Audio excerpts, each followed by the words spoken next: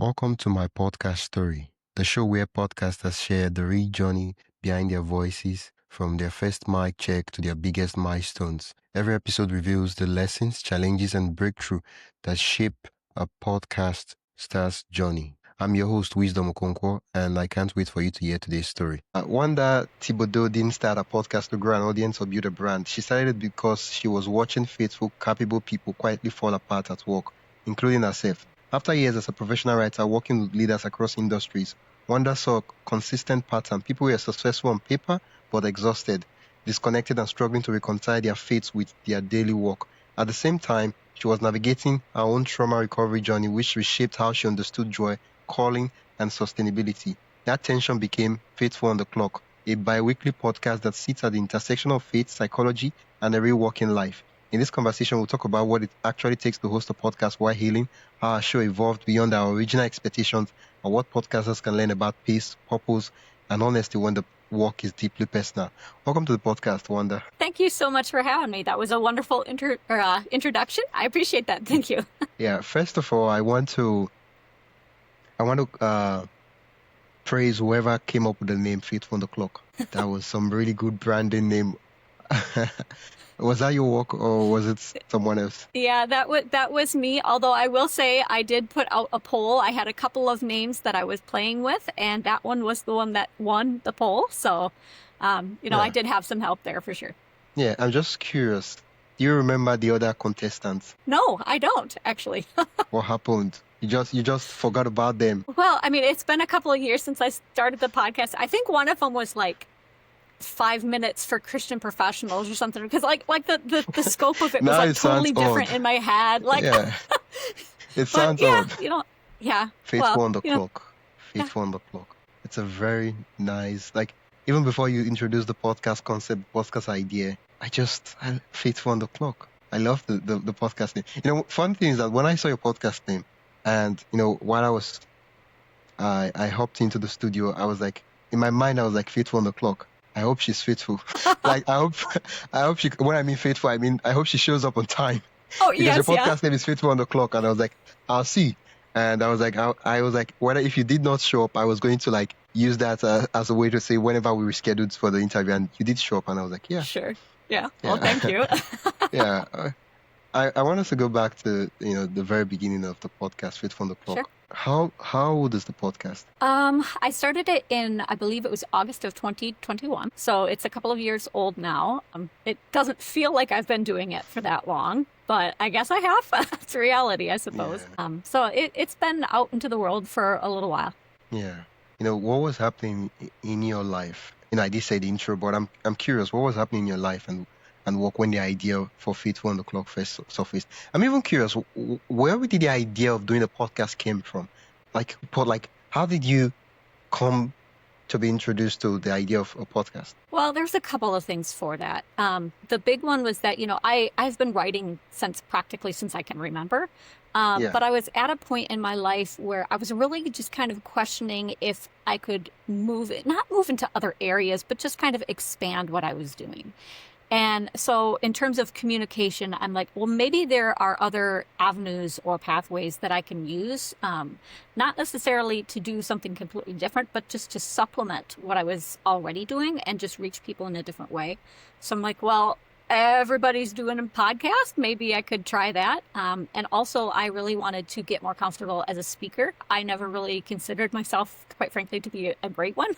So yeah. I just really wanted to improve with that. And I felt like that would be kind of a good way to just practice my speaking and just get my ideas out there in a different way.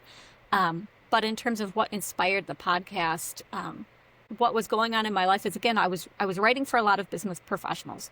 And just seeing day in and day out, what they were going through and, a lot of what they were prioritizing, it just kind of felt so worldly and so heavy. And yet at the same time, I did encounter a lot of professionals who were really struggling with that, that pairing of faith and work, and they didn't know how to do both. I'm like, well, I tell people all the time, like, that was the thought, is that like, this should not be that hard to marry those two ideas and have it be like you bring yourself to work in the sense of like you can live your values, you can believe, because our beliefs those are so foundational for how we behave through the whole day. Yeah. Right. And if you can't bring your faith with you, you know, I mean, and of course you can be respectful of other, you know, what other people believe, but if you can't be authentic to what you believe, that to me creates a real problem. You know, and you can be respectful as you do that, but you've got to at least have the permission to do it inside yourself, first of all, you know, on top of that permission with other people. So I just wanted to kind of address that and give people a practical way of like, what does that even look like to even try and do this? Like if you're trying to interpret through a faith lens and a business lens, like how does that even work? Like, what do you even do? So that's been a lot of my focus on the show. I'm just kind of trying to address that. Help me understand your podcast. I know I did read the intro and I said all those things, but I'm meeting you for the first time. Yeah. Let's say at a gathering, a conference, and you know we're doing meet and greet, and like, hi, my name is Wisdom. And you're like, oh, it's Wanda. Yeah. I'm like, what do you do? And like, oh yeah, I have a podcast. And I'm like, what's that? And like, fits 1 o'clock. I'm like, what's that? What will you tell me? I would say I try to help people live their faith without dissonance. And what I mean by that is that when, again, like I was saying, like when you are not aligned completely with what you believe, that creates internal conflict. And that is so stressful. I want to get rid of that. So my whole job with this podcast and all the external things that I'm doing is to relieve that and just kind of bring people into uniform thought and uniform feeling. Yeah. So that's really the structure underneath it. Yeah. If I listen to your podcast 6 months, 1 year, what is the transformation I would get because I listen to your podcast? That's a good question. I would say surety. Because often... What did you say? Okay. Surety, being certain. And the reason why I say that is because when you are not aligned with what you are believing, your faith, when you can't live that out, you don't know what to do. You don't know what the right decision is. You feel unsettled because the world is telling you one thing and your faith is telling you another. And so you don't know what the right thing to do is. So what I really want to do is help people feel secure in the decisions that they're making around how they are living and working. That's really like the idea behind it, because if you have that like unsettled feeling, like again, that is stressful. So I want to take that away from people and just give people confidence that, yeah, this is okay to like make those decisions and be, not back away from them and just have confidence behind them. Does that make sense? Yeah, makes better sense now. Okay. It's been a while since you've been doing this podcast. Early on, when you started the podcast, what do you think the podcast would be? And how quickly did that picture change? Oh, gosh. When I first started, because my audience is business professionals, at every level, and if you know anything about that audience, really, they're go-getters. They want the lists of what to do. They want the checklist. They really want practical things that they can bring into what they're doing. So when I first started, I was like, okay, well, I'll make this really practical, kind of break things down, put a lot of lists in. And then I just really realized you need some of that because, again, that's the audience. But that's not the heart of what I'm trying to do. People don't need more checklists when they're already overwhelmed and they're already trying to work hard. So I really realized that what they really needed was just reassurance and guidance on like I said, that this is okay to make these kinds of decisions and to live faith. So that's really when my structure kind of started to change to be more just encouraging and just speaking less checklist and more scripture, if that makes sense. Yeah. At the beginning, I talked about your trauma recovery journey. How did this influence your decision to start a podcast, and how much of it got into the podcast? Well, that side of it is kind of like, I don't want to say it's on the side because it does influence me, but that's not necessarily the heart of this podcast, but it does influence it because I think with what I've been through, the empathy that I have for working so hard, for not good reasons, trying to prove yourself, trying to earn worth, like all of those things that are underneath it. Like I get that. And I understand how many people are going through that at the same time. And like they've got life like going on. When they come into the office, they can't check that at the door. They really can't. Like whether it's, they have a marriage that's on the rocks, like all of the stuff that we're suffering with, like we bring that. We're told maybe not to. We're told to check it at the door, but bottom line is we are human beings. We feel through the entire day. We think about those things through the entire day, and it does influence us. When I approach this podcast now, I'm very hyper aware of that. And that's kind of what, like I said, like just trying to encourage people. I've gotten more into that because I understand that there is a weight that people come into the office with that we need to acknowledge to be good stewards and to be good brothers and sisters in Christ. So that's kind of how I approach it now. Yeah. Well, when you started the podcast earlier on, I would assume, and you could correct me if I'm wrong, that it was your first time doing the podcast. Mm-hmm. You are correct. Okay. Was there a moment early on where you questioned whether continuing the show was wise or sustainable, or maybe, something else? Oh, yes. Every day, every episode. And part of that was just because, again, like it was new. I didn't know what I was doing at all, especially, I do all of the stuff that I do from my living room. So I don't have any, real fancy, I've got a decent mic and stuff, but everything else, like I'm doing everything solo, all of the promotions, all of that. And it was just so much work all at once on top of everything else that I was doing. So I'm like, I don't even know if I can carry all of this. And then on top of that, having it be a spiritual podcast, like there's a weight and a responsibility to that too. Yeah. So I'm like, well, maybe I'm not even the person who is supposed to be doing this. Like just maybe I'm, because I don't have a theology degree. I don't have any of that stuff. I'm not a pastor or anything like that. So I'm like, maybe I'm not qualified to do this. So I really who am I to be talking about this kind of stuff? Yeah, exactly. And I mean, don't get me wrong. I mean, like you can have faith and say good things. But I think the world expects you to have it, like if you have that the earned authority, like from a college or university or whatever, that gives you a different weight in people's minds, I think, rather than just listening to your message. Like people look for that ahead of time. So I was like, well, maybe I won't be taken as seriously because I don't have those things. So I questioned that a lot, and I'm like, that really made me pause. And of course, with my family and my work, just trying to juggle all of those everyday responsibilities on top of it and find time, that was difficult as well. Yeah, and what has changed? I would say that now that I've been doing this enough, I have the routine kind of smoothed out, that I kind of know what my tools are, I know what the process is. And that has taken a lot of the stress off. But I also think that because, again, like that message has changed into the encouragement, that feels so much more solid. Because before I was always trying, okay, well, what's the checklist? What's the practical things? And always trying to turn it into, something that it wasn't. But now it's just like, what is the message? What do people need to hear? Not what do they need to check off, but what are they missing? What need can I fulfill, rather than just saying, how can I teach them how to do something? It's a little bit different focus, if that makes sense. Yeah, I think, if I understand you correctly, it moved from, well, how can I teach, to, okay, this is a problem they have that I can, help out with, and you just share rather than continue yourself as an expert. Is that what you're saying? Yeah, it's clear to say it that the spiritual podcast became a spiritual podcast, because before it felt, I don't want to say it was superficial, but I didn't really dig into things as much and the reality of what people felt as they were trying to marry these two things. And now I'm not afraid to do that at all. I will get into hard topics if I need to. Because again, that's life. That's what people do bring into the office. And I want to be absolutely clear that I acknowledge that. And because if you don't acknowledge it, nobody can deal with it.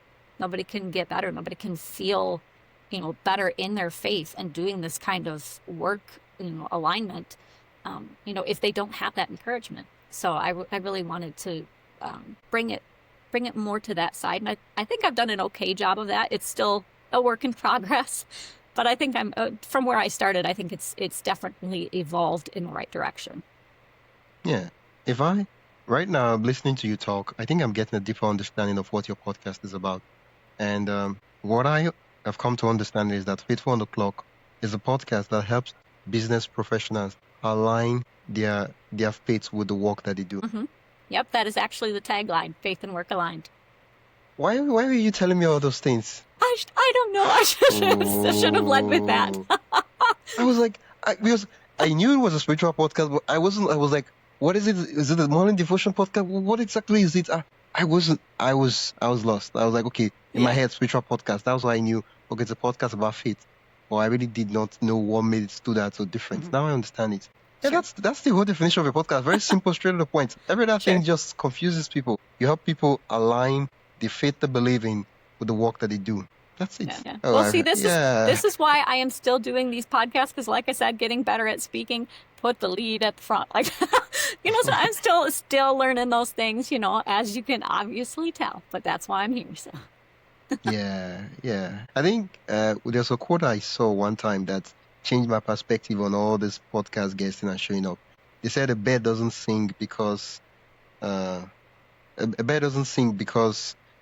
most people say, why does a bird sing? A bird sings because he has a song to sing, and that's the period. He doesn't sing because the song is going to do this or do that. I think we have a message, and that's why we show up. Not because we have a quote unquote we're great speakers, but because we just have a message. And over time, showing up and sharing that message is what we do. So every other thing will fall in place. Yeah, and I mean, to your point earlier too. I mean, I think that is what has helped my show kind of get solid, is because I'm clearer now about what the message needs to be than I was at the beginning of the show, for sure. I mean, like I knew kind of roughly what I wanted to do, like help bring those two things together, but I wasn't really sure of like what the content really needed to be in order to do that. Quick break. Before we continue, I'd love to invite you to join the My Podcast Story newsletter. Each week, I share highlights from our guest stories, behind-the-scenes podcasting tips, and resources to help you grow your own show. You can sign up at mypodcaststory.com/join. That is mypodcaststory.com/join. Now, let's get back to the episode. And so when I first started, again, thinking of the audience in terms of being professionals, like the checklist thing, that's what they're used to. So that's what my brain kind of defaulted to start with, but then again, over time, I realized like they get enough of that. Like that's, you have to start on the, have the spiritual foundation first before they can apply anything else. Like it's almost like the practical things need to sit on top of everything else. And I didn't quite get that at the beginning. Now I hopefully I do. So. Yeah. I think when people who are passionate about starting a podcast reach out to me and they tell me, oh, I want to start a podcast, what niche should it be about? I said, the basic advice I tell them is name the podcast after your steps, start talking. Eventually, you just find that this is it. Oh, this is not it. Nah. I've done episodes when I'm like, nah, this is not it. And then they're like, oh yeah, this is why I started a podcast. And over time, you begin to see the pattern. But action create clarity. Sometimes we'll wait for like, oh, I've gotten this message, but if I could just be clear on everything, I would start. If I could just be sure and certain about it, I would start. But sometimes you just have to start the journey for everything to become clear that, oh yeah, this is it. It becomes refined, it becomes better. But there's a deeper understanding that comes from doing the work. Well, one thing I can say about that too is, just in general, this is, it has happened in just about all of my work, not just the podcast. Yeah. But it has been very, very rare that I have gotten all the pieces all at once and just had like an epiphany moment. That has not happened for me. Like, so it's so much been more that I have this little piece come in and then I get another piece like months later. And then over time, it all clicks in and I'm like, oh, there's a picture there. Then I finally get it. And you can look back and say, oh, that's when I got that piece. And that's when I got that one. But you don't realize that that's what's happening as it's happening. It's just all of a sudden it clicks and you're like, oh, it's there. Okay, now I know what to do. And I only mention that because I think a lot of people are in that position where they, especially like, because I think culture sometimes they're like, oh, you got to do it fast. You got to exactly know your brand. You got to, have your message.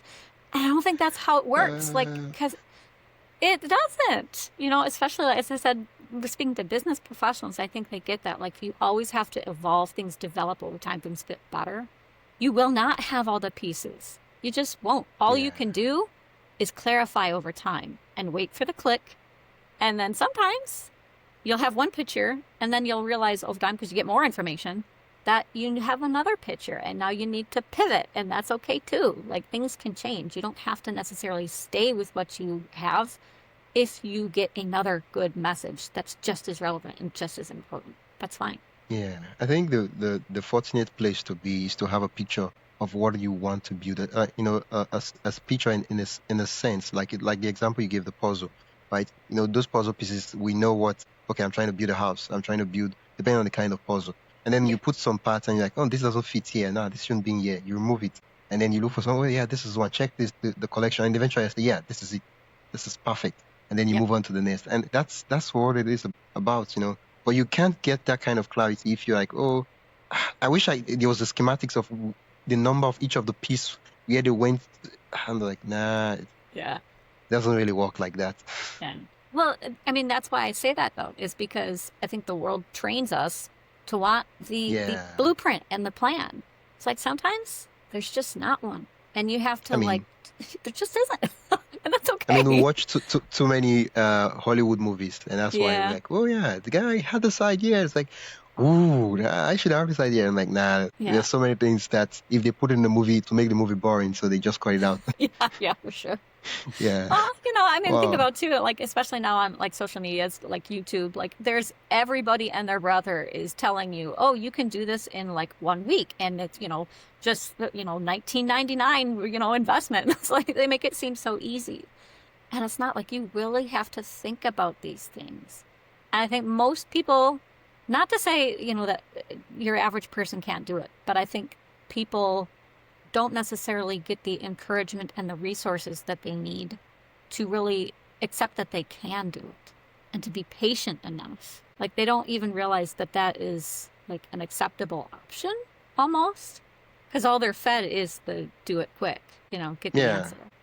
Yeah, that's the problem. The time horizon they've been given is quite different, right? If I tell you that a child, if you get pregnant, you're going to give birth to a child in 2 weeks. By month 3, if there's no child, you start wondering what's wrong. Something, but if I tell you 9 months, by month 6, you're not supposed to be panicking, right? Yeah. I just changed the time horizon. That's what I did. Nothing else. Yeah. And by month 6, you're like, okay, yeah, the baby's getting bigger. Okay, month 7, baby's getting bigger. And then month 9, you're like, okay, maybe anytime soon. Well, yeah. What I love about this idea, though, is like being patient with it. Like, talking about stress, as I have, as we did at the top of the show, like, I am so committed to like trying to get rid of that for people. And I think people almost see waiting as more stressful sometimes because they're anticipating like what they'll lose if they're patient. Like, it's a really weird thing that we do. And I'm like, if you just take the time, give yourself that time to acclimate to this idea and like think it through and be sure, again, that surety idea, certainty, like be sure of what you're going to do. Chew it for a while, and see how it tastes and like really get comfortable with it and see if that's even what you want to do. And go through all of the pathways, because there might be more than one way to do something too. And you have to look at those pathways and to say which one makes sense. Because more than one could be viable, but which one fits best? That's what you're really examining, So just to be patient and willing enough to do that, that's really counterintuitive given the messages that we have. But to me, it's actually less stressful because you get the time to really think and be sure about the decision that you're making. Yeah. Being patient. What? You were talking about being patient, and a lot of people, they're not patient to try things, to explore different pathways and see what really works for them and what they should be doing. Yeah. So it's just the idea that, to have different pathways, like there can be more than one thing that is viable, and you have to give yourself the time to actually see which one is best. Because more than one can be workable, but you have to actually see which one is the best fit for your life. Just because multiple things are viable doesn't mean that you're necessarily selecting the right one like right away. Does that make sense? Yeah. It's a question of what is right for you, not just what is right. Mm-hmm. Right. I noticed that your show is a bi-weekly show. Mm-hmm. Correct. And by bi-weekly, do you mean twice a week or once every 2 weeks? Every 2 weeks. Thanks for clarifying. Yeah. What was the What was the intention behind that schedule? Well, at first I was doing it every week because I just wanted to be super consistent. But again, as I learned and actually felt what I was doing, like physically and logistically, I cannot keep up with that after a while. So I'm like, I'm going to slow down a little bit and give more thought to what I'm actually doing rather than just doing it to do it. So I went bi-weekly every 2 weeks just to make sure that I could keep the production quality high and actually give them, the listener a little something better than what I had been doing. So I thought that was important. Yeah. Okay, that makes sense. I'm curious, could you take us through the behind the scenes of how an episode gets made? So just to clarify what you said, I broke up just a little bit. How to the process? Scenes of... Oh, behind the scenes. Process. Okay. The tools, the apps, and everything. Oh, sure. So mainly I use Audacity. I record everything in Audacity first. And then, just free software, regular mic that I'm using right now in my living room, nothing fancy. I do Audacity, do a little bit of cleaning up on that just to get the audio quality a little bit higher. From there, it's basically just a little bit of editing in Audacity. I do an intro, add some music, that kind of stuff. But from there, there's a lot of extra work that I do in Canva. I do a video version of the show where I just, put some clips with it just to make sure that if they want to see it on YouTube, they can do that. So there's a lot of production there. I also do a lot of social media clips from that. So audiograms, all that. So there's a lot that happens before the episode airs. It takes me about 2 weeks to do every show. That's why it's bi-weekly now. 2 weeks. 2 weeks. Yep. That's a long time. Well, I mean, again, I'm doing a little bit every day. I could, if I had straight days, it would probably take me about a day and a half to do everything. Okay. But because I have to kind of spread it out with the rest of my schedule, that's the rhythm that I have. So, by the time that I actually find the scripture verses and outline what I want to say on the show, that just takes a lot of time. And even getting a preliminary outline script so that I know what I'm going to be talking about, even that can just take, a couple of hours to do, to look everything up and make sure that I'm just grounded with it. The outside Canva work, that takes a lot of time too. I do a lot of time on that. So, but again, that's, because I really want to have it be higher quality, and I'm totally willing to do that. And that is kind of my trade-off, because as a freelancer, I'm on a budget, so I can't really outsource much, if anything at all. Yeah. So I'm totally producing it on my own. Maybe that'll change someday, but for now, this is kind of the rhythm and the workflow that I have. You don't do video? Well, I have, if it depends on, if I have a guest, then I'll put up the video interview, the Zoom conference that I have with them.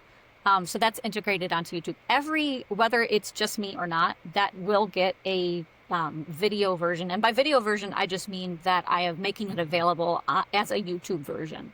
So the MP3 is the same. So, so I'm duplicating that content, but it's available in the video format that YouTube wants. So just, again, to get it onto more platforms. So, there's nothing fancy to those videos. The ones that have guests are a little bit, they've got a little bit more editing to them, but those are usually, from start to finish. I don't edit those a ton because I want those interviews to be real. The only time I really edit is if, you have a technical issue or, something happens like that. Very rarely will I edit for links because I try ahead of time to let them know what that link is. And we usually stick to that pretty well. So usually what the recording is when we go in, that's what the listeners are going to hear, which is kind of what I want. Because I really want, I don't do live stream, but I want it to be as you're just watching it happen as I possibly can on my recording. I noticed that from what you've just shared so far, you don't do video for your solo episodes. Correct. I don't. Why am I smiling? I don't know. You just... Wait, is that intentional or is it just, that's the routine? Well, part of it is the routine and part of it is just, I don't know, and maybe I'm wrong about this, You can correct me if I'm wrong based on your own experience, but my instinct, which could be wrong, is just that when you are just watching one person talk for 10 to 20 minutes, that's not as interesting, to me at least, as if it's a conversation. And so that's why I'm kind of like, well, I mean, I can show my face, but I don't know. I just kind of feel a little odd with it just being me there. It feels a little egotistical. But I don't know. Maybe I need to revisit that. I don't know. You know what? I don't know. Let me apologize. Maybe this might sound offensive, but what is sounding in my head when you say that is, it's like we're watching a projector, like those projection movie with on the wall, right? We're watching it, and you're like, no, this is boring. You Well, just scrap the projector and you give us a radio to listen to the audio drama. I'm like, I yeah. mean, the stuff is this, but I mean, just give it. Not everybody's going to listen to the video version, right? Those who are podcasters will listen to podcast, but the video version it just helps. It helps the video on YouTube do better because people who watch video would like to watch video, not listen to an audiogram, and it's easier to cut into clips for promotion. Well, I mean, I can definitely see your point, and your side. I guess from my perspective, the reason why I haven't done it is because I know so many of the people that I have interacted with. They're all about like audiobooks and things like that. They're multitasking when they're listening to a lot of stuff, which means that like they're not even really half watching the video. So, but I mean, I totally get your point too. Like there are people who will sit down and like watch the person for 20 minutes. But I guess my concept has just been like that, especially like for my audience, with like people are busy, like they're listening to stuff on the commute and stuff like that when they're driving. So it's like, okay, well, I'm not even going to bother then. Like, I don't know if that makes more sense, Yeah, but it makes sense. yeah. Just to ask, when you do those solo episodes, what's the average length for the solo episode? It depends on the topic, but it's anywhere from 15 is about average, I would say. 15 minutes. Yeah, 15, not 50. So 15. What do you mean by 15? 15, so a quarter of an hour. Okay, 15 minutes. That's 15 minutes. Yes. You should be doing video. There's a reason I say that.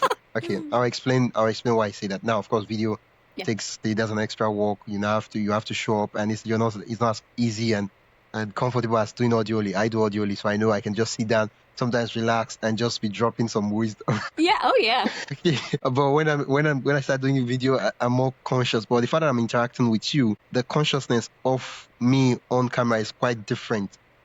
I don't know if that makes sense. Okay, but it does. I derailed. It does. I'll get back to that in a bit. When you do this 15 minutes episode, I'm guessing that when you do an episode, you're answering a specific question, right? It depends on the topic. So sometimes I'm like handling a couple things at once because of their nuances to it, but it depends. The reason I say that is that some of the specific questions could be a video on its own, and 15 minutes, 10 minutes, it's something someone can easily search and watch. I'm looking at your episode, Drive by 1,000 Jolts. That's a solo episode. Correct. What's that episode about? I love that you picked that one. So that one it's a little bit got a little bit of neurology background. That is basically the idea that we can rewire our brain to feel more joy through very small joy experiences. So it's the idea of neuroplasticity, essentially. Okay, so go ahead. The episode is how to rewire your brain through small joy activities. Correct, but it also connects to the way that faith develops. Because in the Christian tradition, we teach that God is a joyful God. And so the whole idea behind the podcast is that there is actually a biological side, a biological practice to learning to feel joy so that you can connect to God. Like those two things can go together. So that's really what the episode is kind of highlighting. Okay. I'm going to give unsolicited advice. Sure. I'm up for If that. you don't like that, unsolicited. Those No, are part of hit things me. I'm Go going to ahead. stop next year. Okay. The idea, what you talked about is great. Awesome. Joy by 1,000 Jolts. How do I put it? The podcast is named such that it's only for those that are already listeners, those that already trust you, those that have already listened to your episode, those that already know you, that would click on it. Now, I'm just going to ask you a question, and I want you to be honest with me. Sure. If you see a podcast episode from a total stranger, from someone you don't even know, and you see Joy by 1,000 Jolts, does that really do you really know what a podcast episode is about? Or does that really like what I'm saying is like it's like if you're browsing through a library and you're reading the spine of a book. If there are two things that could happen, if I know a famous author, someone like what's a famous author? Someone like Ernest Hemingway. If I see any of his book because I know him, I'm going to read his book. It doesn't really matter the title. The title doesn't matter. Once I see his name there, I'll read it.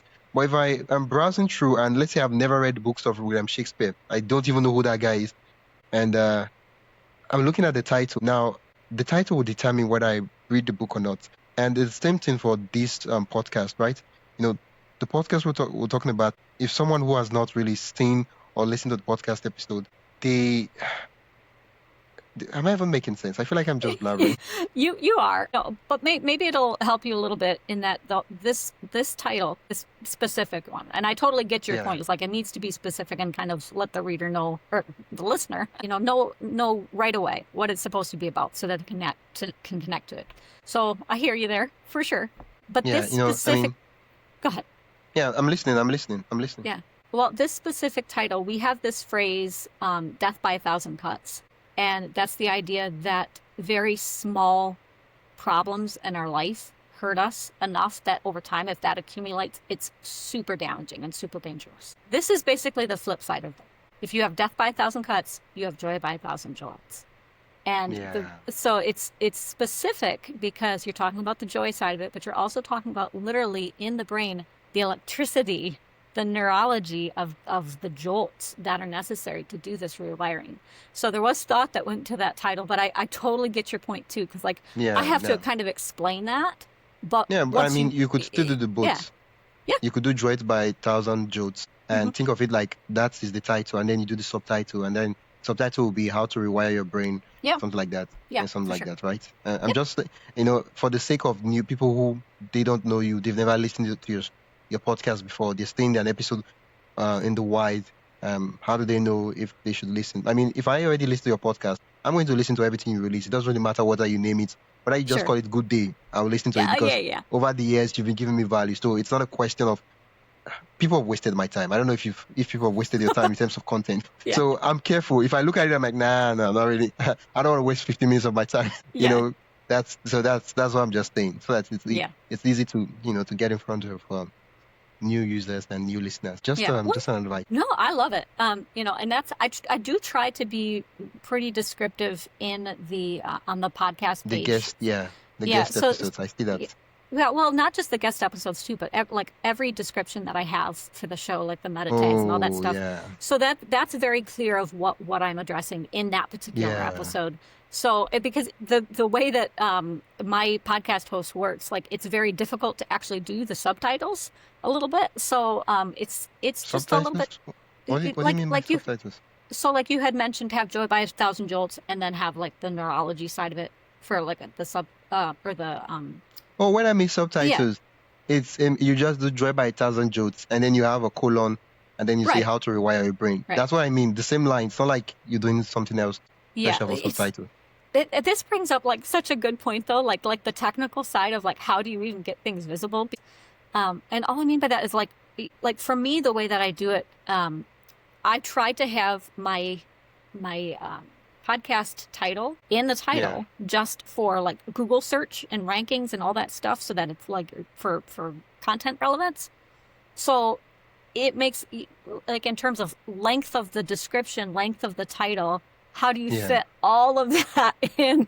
And you know what I mean? Like does that make sense? I'm not sure. Do you have a website? Yes. So right now, the one that I'm kind of pivoting to, that's going to capture everything. It was my sister site for a while, but it's faithfulonclock.com.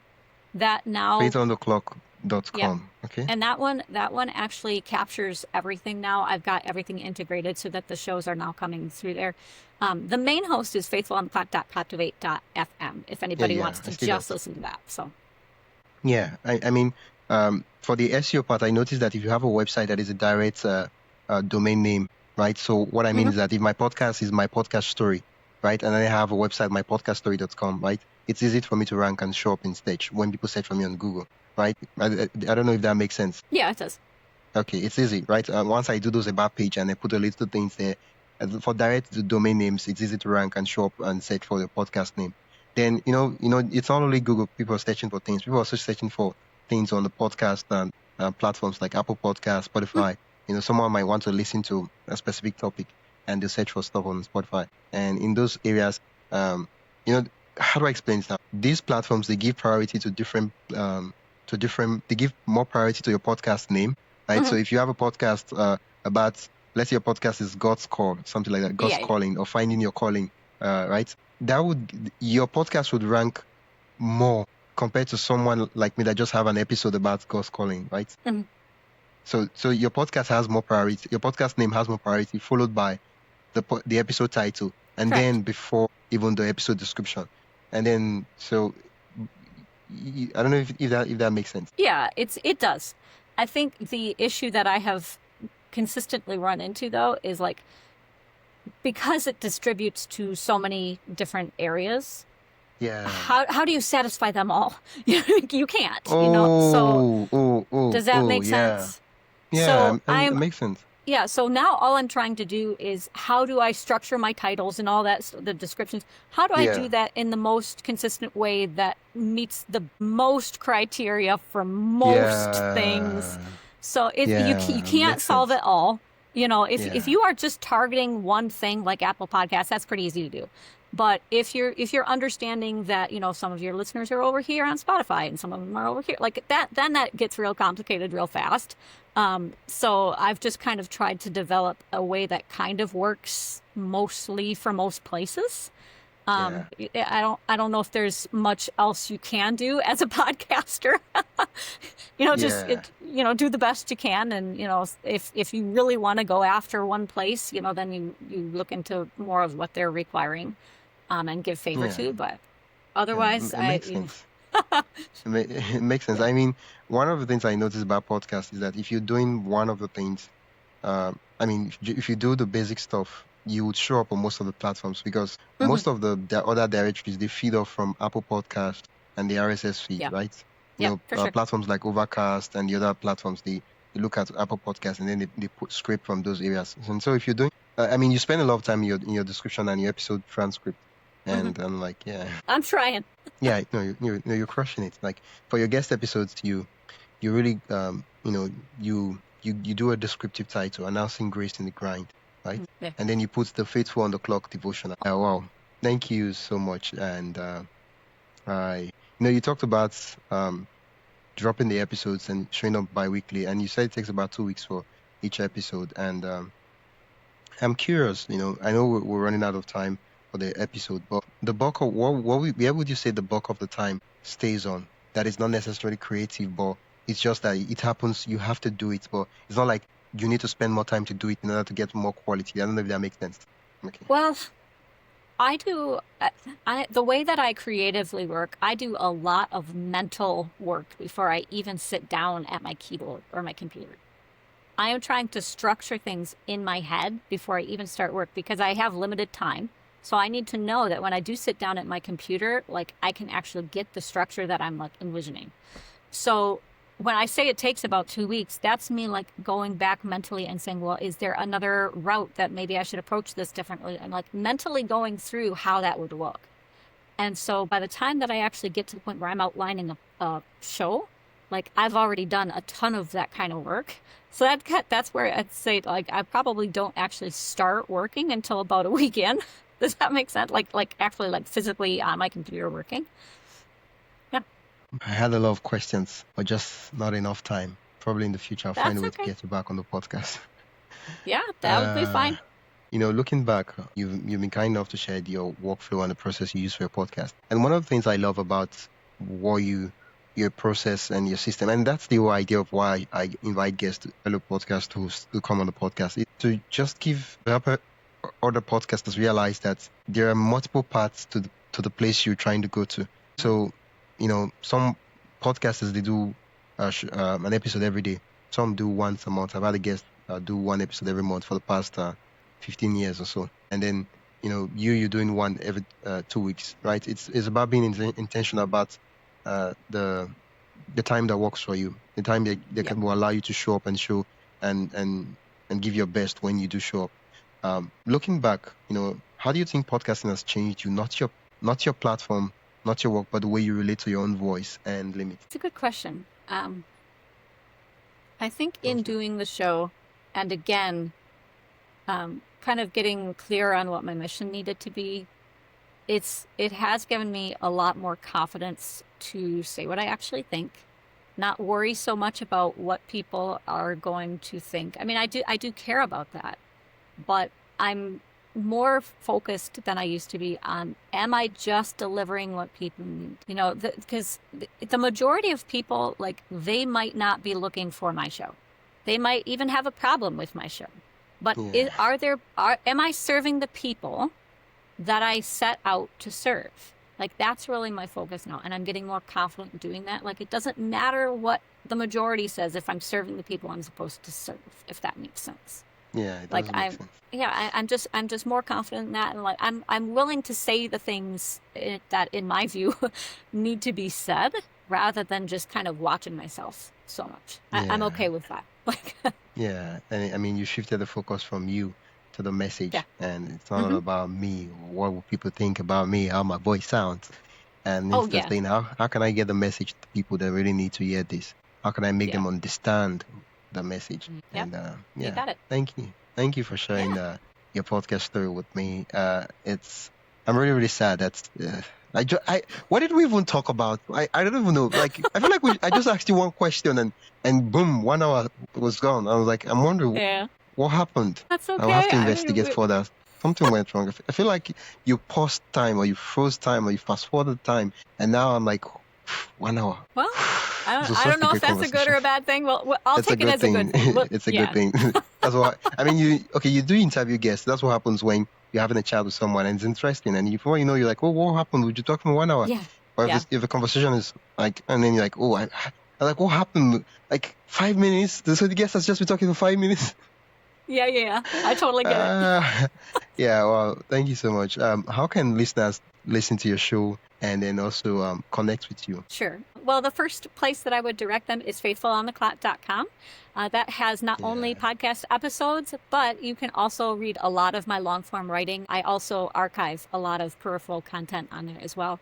If you want to get in touch with me, aside from that, you can always check me out on LinkedIn. I have in my profile everywhere else that I am on social media. So whether you are on Instagram, Facebook, whatever you want to do there, communication links are there. Yeah. Well, thank you so much. I'll put the links in the description so listeners can click and go directly to the site. Thank you so much, Wanda. Yes, this has been a pleasure. Thank you so much for having me on the show. Yeah.